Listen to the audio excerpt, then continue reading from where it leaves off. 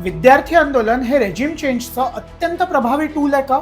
नेपाळमध्ये नुकतंच घडलेलं महाभारत आपण सगळ्यांनी पाहिलं. तर गेल्या वर्षी बांगलादेशात सुद्धा अशीच परिस्थिती होती. इतकंच कशाला, काही वर्षांपूर्वी शेजारच्या श्रीलंकेत सुद्धा रेजिम चेंज झालेला आपण पाहिलं. पण या सगळ्यात एक समान बाब म्हणजे विद्यार्थी आणि विद्यार्थी संघटना म्हणजेच स्टुडंट युनियन्सचा असलेला मुख्य सहभाग. या युनियन्स विविध विषयांवरून आंदोलनं सुरू करतात, ज्याचं रूपांतर आपण पुढे सरकार बदलण्यात किंवा पूर्ण सिस्टीम बदलण्यात झालेलं बघतो. या संघटनांना अनेकदा फॉरेन पॉवर्सचा पाठिंबा असल्याचं सुद्धा म्हटलं जातं. तरुणपणात क्रांती किंवा रेव्होल्युशन हे शब्द अतिशय आकर्षक वाटतात.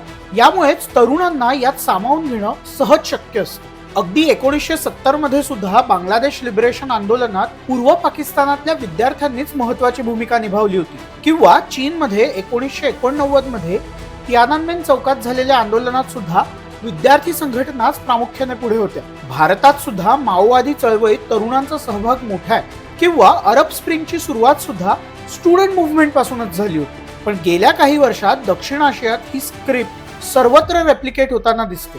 सोशल मीडियाच्या प्रसाराने तर हे करणं अगदीच सोपं झालंय. म्हणूनच या पुढच्या काळात कोणत्या देशात ही स्क्रिप्ट अनफोल्ड होणार हे बघणं आपल्या सगळ्यांसाठी महत्वाचं असणार आहे.